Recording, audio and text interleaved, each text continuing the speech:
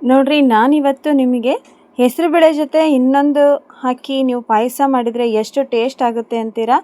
ಅದಕ್ಕೆ ಯಾವುದು ಅಂತ ತೋರಿಸ್ತಾ ಇದ್ದೀನಿ. ಹಾಯ್, ಎಲ್ಲರಿಗೂ ನಮಸ್ಕಾರ. ಹೇಗಿದ್ದೀರಿ? ಚೆನ್ನಾಗಿದ್ದೀರಾ? ನಾನು ಕೂಡ ಚೆನ್ನಾಗಿದ್ದೀನಿ. ನೀವು ಚೆನ್ನಾಗಿದ್ದೀರಾ ಅಂತ ತಿಳ್ಕೊಂಡಿದ್ದೀನಿ.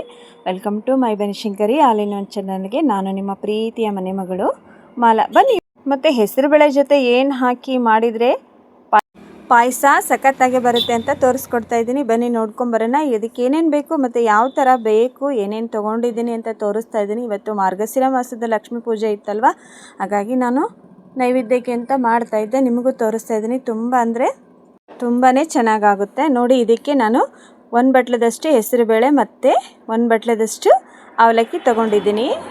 ನೋಡಿ, ಅವಲಕ್ಕಿ ಹಾಕಿ ಪಾಯಸ ಮಾಡಿ ಒಂದು ಸಲ ನೋಡಿ ಫ್ರೆಂಡ್ಸ್, ನೀವೇನು ಹೇಳ್ತೀರಾ? ಇದ್ರದ್ದು ತುಂಬ ಅಂದರೆ ತುಂಬ ಚೆನ್ನಾಗಾಗುತ್ತೆ. ಇಲ್ಲಿ ನೋಡಿ, ಅವಲಕ್ಕಿ ಮತ್ತು ಹೆಸರುಬೇಳೆನ ನಾನು ಕ್ಲೀನಾಗಿ ತೊಳೆದ್ಬಿಟ್ಟು ಒಂದೇ ಕುಕ್ಕರಲ್ಲಿ 2 ವಿಷಲ್ ಹೊಡೆಸ್ತೀನಿ. ಇವಾಗ ನೋಡಿ, ಹೆಸರುಬೇಳೆ ಅಷ್ಟೇ ನಾನು ಕ್ಲೀನಾಗಿ ತೊಳ್ಕೊಂಡು ಬರ್ತಾಯಿದ್ದೀನಿ ನೋಡಿ. ಆಮೇಲೆ ಸ್ವಲ್ಪ ಅವಲಕ್ಕಿನ ನೆನೆ ಇಟ್ಟಿದ್ದೆ ಅಲ್ವಾ, ಅದನ್ನು ಸಹಿತ ನಾನು ಇದಕ್ಕೆ ಹಾಕ್ತಾಯಿದ್ದೀನಿ ನೋಡಿ. 2 ಸೇರಿಸಿ ನೀವು ಸ್ವಲ್ಪ ತುಪ್ಪನ ಹಾಕಿಬಿಟ್ಟು ಮಿಕ್ಸ್ ಮಾಡಿ 2 ವಿಷಲ್ ಹೊಡೆಸಿದ್ರೆ ಸಾಕು.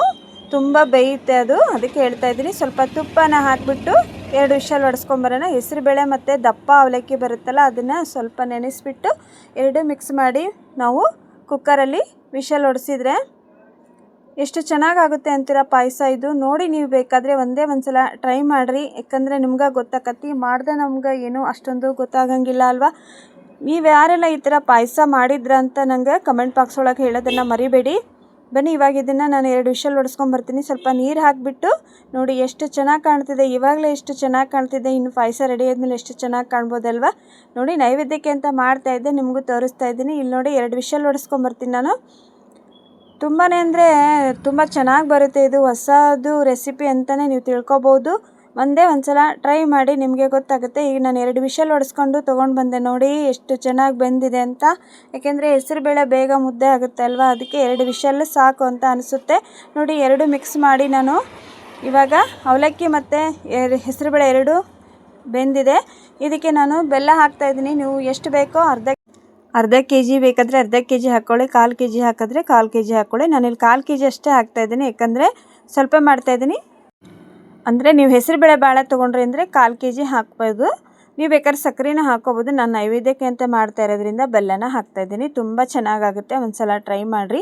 ನೀಟಾಗೆಲ್ಲ ಮಿಕ್ಸ್ ಮಾಡಿಕೊಂಡು, ಅದೇನು ಗಟ್ಟಿ ಇರುತ್ತೆ ಪರವಾಗಿಲ್ಲ, ಆದರೆ ಬೆಲ್ಲ ಕರಗ್ದಂಗೆ ಪಾಯಸ ಚೆನ್ನಾಗಾಗ್ತಾ ಬರುತ್ತೆ. ನೀವೇನು ಚಿಂತೆ ಮಾಡಬೇಡ್ರಿ.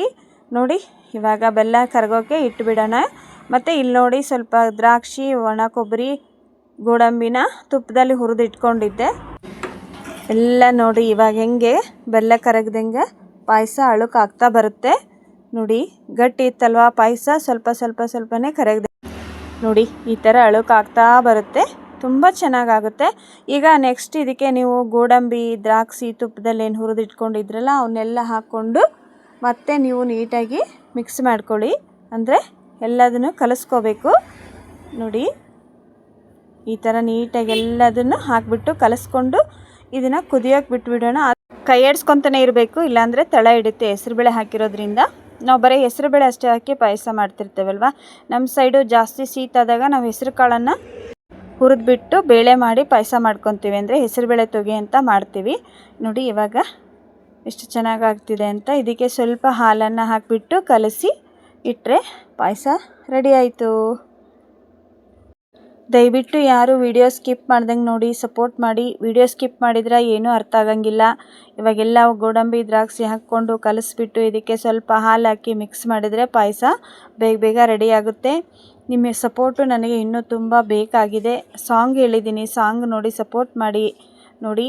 ಇವಾಗ ನನ್ನ ಚಾನಲ್ ಸ್ಟಾರ್ಟಾಗಿ 1 ವರ್ಷ ಆಯಿತು, ಹಾಗಾಗಿ ಹೇಳ್ತಾ ಇದ್ದೀನಿ. ಇನ್ನೊಂದು ಸ್ವಲ್ಪ ನನಗೆ WH ಕಂಪ್ಲೀಟ್ ಆಗಬೇಕಾಗಿದೆ, ಅದಕ್ಕೆ ಹೇಳ್ತಾ ಇದ್ದೀನಿ ಬೇಗ ಕಂಪ್ಲೀಟ್ ಆಗಲಿ ಅಂತ ದೇವ್ರ ಹತ್ರ ನಾನು ಕೇಳ್ಕೊತೀನಿ. ನೀವು ನನಗೆ ಸಪೋರ್ಟ್ ಮಾಡಿ, ಮತ್ತು ನಿಮ್ಮೆಲ್ಲರ ಸಪೋರ್ಟ್ ತುಂಬ ಚೆನ್ನಾಗಿದೆ. ಇನ್ನೂ ಸ್ವಲ್ಪ ಸಪೋರ್ಟ್ ಮಾಡಿ ಅಂತ ನಿಮ್ಮ ಹತ್ರ ನಾನು ಕೇಳ್ಕೊತೀನಿ. ಇವಾಗ ಹಾಲು ಹಾಕಿಬಿಟ್ಟು ನೀಟಾಗಿ ಮಿಕ್ಸ್ ಮಾಡಿ ಒಂದು ಪಾತ್ರೆಗೆ, ಬೇರೆ ಪಾತ್ರೆಗೆ ನೀವು ತಕ್ಕೋಬೋದು, ಇಲ್ಲ ಅದರಲ್ಲೇ ಬಿಡ್ಬೋದು. ನಾನು ಇಲ್ಲೊಂದು ಬೇರೆ ಪಾತ್ರೆಗೆ ಹಾಕಿ ತೆಗೆದಿಟ್ಬಿಡ್ತೀನಿ ನೋಡಿ. ಲಕ್ಷ್ಮೀ ದೇವಿಗೆ ನೈವೇದ್ಯ ರೆಡಿ ಆಯಿತು. ಎಷ್ಟು ಚೆನ್ನಾಗಾಗಿದೆ ಅಂತ ನೋಡಿ ಫ್ರೆಂಡ್ಸ್.